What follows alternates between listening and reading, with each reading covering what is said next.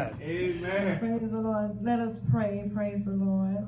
Yes. Father, I thank you right now, Lord, for the word that you've given me for your people, God.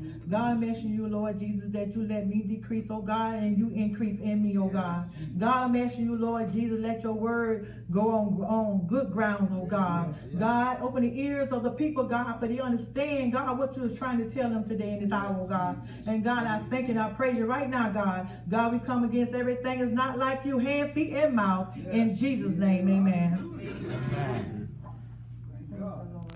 I'll be coming from you from Matthew 25. No, wait a minute. Mark 5:25 through 34. Praise the Lord. And when you have it, say amen. Amen. Y'all have to bear me because I get kind of nervous. I kind of talk a little fast. Y'all can tell me to slow down. Praise the Lord.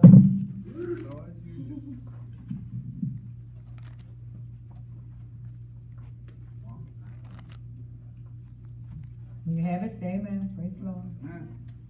Mark 5, starting at 25th, 5 and 25.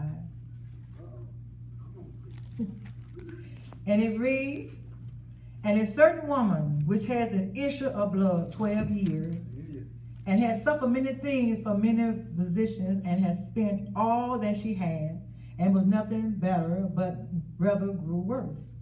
When she had heard of Jesus, came in the press behind and touched his garment. For she said, if I may touch but his clothes, I will be whole.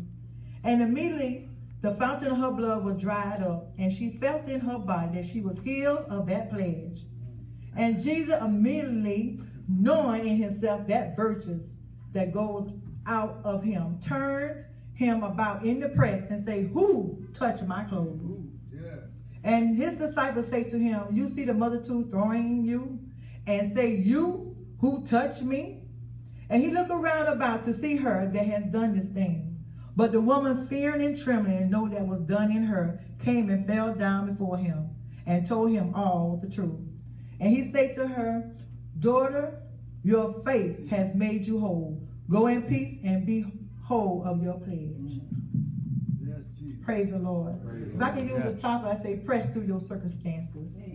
Praise the Lord. The Bible says that a certain woman has an issue of blood for 12 years. This means that she was hemorrhaging from some parts of her body, like a menstruation. Wherever the source of her bleeding was, it was a condition that literally ruined her life. Praise the Lord. And under the law, the Jewish law, it's like a woman was, she was considered to be unclean. And that means anyone that she touched was also considered to be unclean. She could not mingle with the people in public lest she caused them to be defiled. She could not go to the women's court in the temple. She could not even marry because she would defile her husband. She could not work around others because of the danger of defilement. She even had to beg for scraps of food from a distance. My God. The Bible says she spent all she had. Having gone to different treatment and going to different doctors.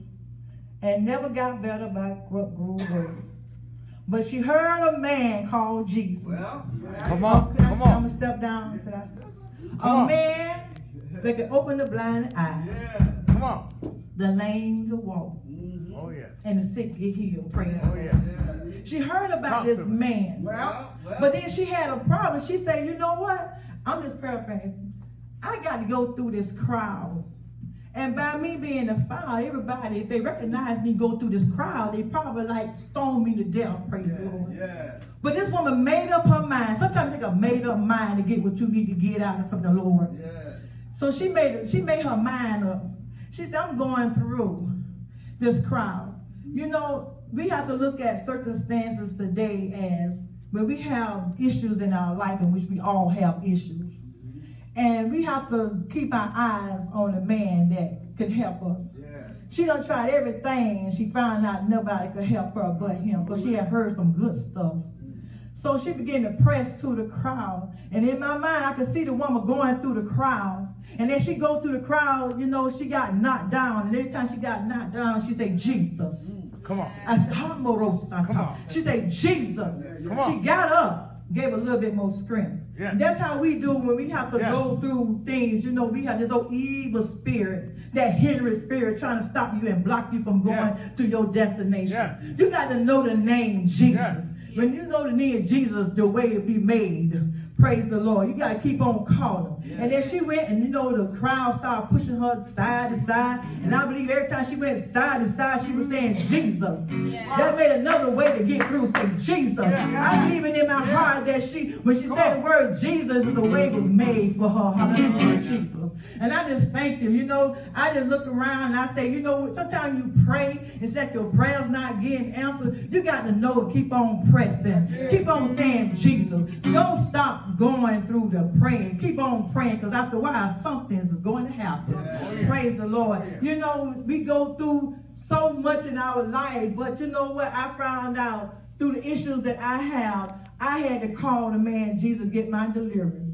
You know, you got to forget about everybody and everything. Yeah. You got to keep your mind focused. It's time to have a made-up mind. Yeah. You know, you're going to say you can't do it, it's bothering you. No, there's no but that evil spirit trying to stop you. But you must press on. Yeah. You can press on. So this lady, she began to press on, and as she got closer and closer and calling Jesus, she touched him. And it wasn't a touch. It was a great touch, because she took a great risk. Sometimes you got to have a great risk. You got to forget about everybody who around you, what they saying about you. Who cares? It does not matter what they say, because you need something from God. And the only man to deliver you is Jesus. Don't let nobody fool you. You got to press on. If you want to be delivered, you got to press on. Hallelujah. You must go forth. Hallelujah. And believe in your heart. Have the faith. See, she put her faith in Aisha. Yeah. You can't do nothing without faith. So faith move God. Hallelujah. It got to take them to move. Hallelujah. When you stretch out your faith, God, he will make a way for you. But you got to do something. You just can't say, I'm going to do this and this. You got to believe in your heart and your mind. You got to go for it. Hallelujah. All you have, you might have to stumble. You might have to crawl. You might have to cry. But that's all right. You just go ahead on and cry. Because you're tired of being sick and tired. You have to be tired sometimes. You're going to have to be sick and tired of your situation to go through with God. He's not going to move unless you move. You got to do something here. If he say you don't nod to him, he'll try to nod to you. You got to move. You can't stay in that situation. You got to come out where you at. You can't stay where you at. You want to be a child of God. You want to go through the kingdom, master. You must do something. You can't sit there and pretend to play patty cake on your situation. You got to get on up out of it. You got to step out. You can step out. You can't do it. Don't let nobody tell you can't do it. Get your mind right. You can do all things through Christ Jesus, who give you the strength. Hey, my son, give the strength to you through your situation. But keep the faith. We talking about faith today. Exercise your faith. Even though but a small little mustard seed of faith. Use what you got and believe God. He'll bring it out. He'll bring the past. Hallelujah, Lord Jesus. This woman, she stretched out on her faith. She didn't care what the people say. She went on through and she touched them. And she touched them, she held on. And immediately, the Bible says, immediately, oh God, the blood, it stopped her. Her situation stopped her. It's the same thing about us. When you touch the hem of his garment, when you get a hold of God, he'll turn things around for you. You got to touch him, and you'll know you've been touched. You'll know you've been touched. Because nobody got to tell you that you've been touched. Because you're going to tell it yourself, hallelujah. Oh, it's a change in you, hallelujah. Oh, no fakeness in you. You'll be real, super real. You might make mistakes, but you know the man named Jesus. But get on your knees. That's